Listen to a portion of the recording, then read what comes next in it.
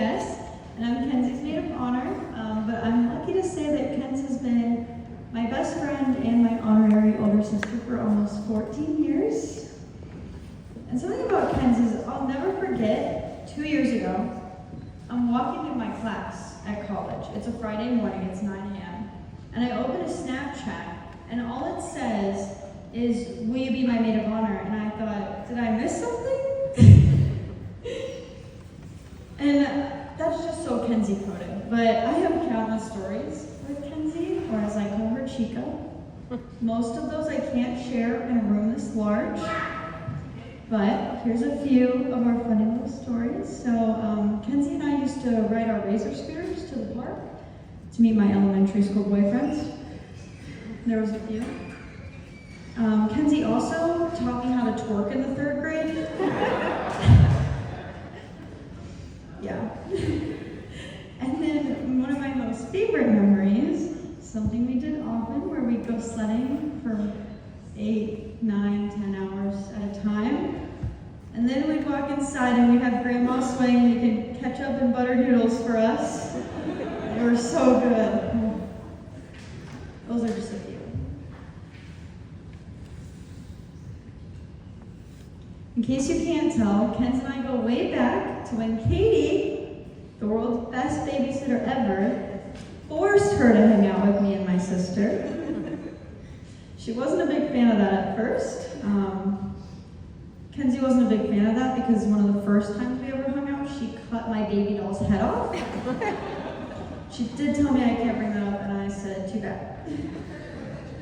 Y'all know Mackenzie as the kind, beautiful, mature, grown woman that she is now, but I know Mackenzie as @KenzieBieber22. The Minecraft and Dance Moms obsessed 12-year-old who was convinced she was going to marry Justin Bieber. So, we see where we're at now? Hi, Justin. I've been so blessed to see her go through all of her awkward stages, teen years, theater kid era, highest of highs, and some of her lowest of lows. And what I can tell you about Kenz is she's the strongest and most loving woman I know. And I'm so thankful to have her and look up to as a big sister. We have one of the most special relationships because no matter where life takes us, she never feels too terribly far away. We have one where I know that I can send her about 20 minutes of Snapchat videos where I'm absolutely just freaking out, and then I can expect a response within 1 to 3 business days.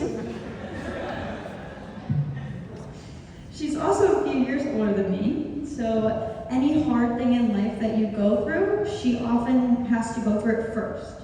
So I learn from her mistakes, and then when I inevitably make the same exact mistakes, she gives really good advice. There was a moment in time where I thought no one would ever be good enough for Kenzie. She would never find someone that deserved her. And then she met you, Nathan. And I didn't think much of it at first, just didn't think a lot of it. But then you stuck around. And then one day, out of nowhere, it was like 2:30 in the morning, I opened it at 8 a.m. She texted me and said, "I'm gonna marry this man." And I said, "Oh, okay, let's go."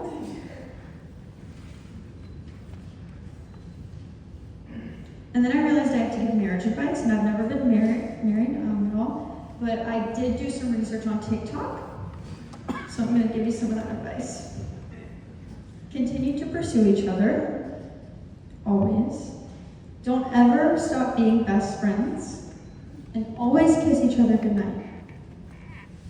Kenzie, Nathan, I cannot wait to see this next chapter of your life be written and all the beautiful things heading your way. And, Kenzie, I hope your marriage is full of countless memories, just like the ones we shared as kids. I love you so much, and now we're going to cheers.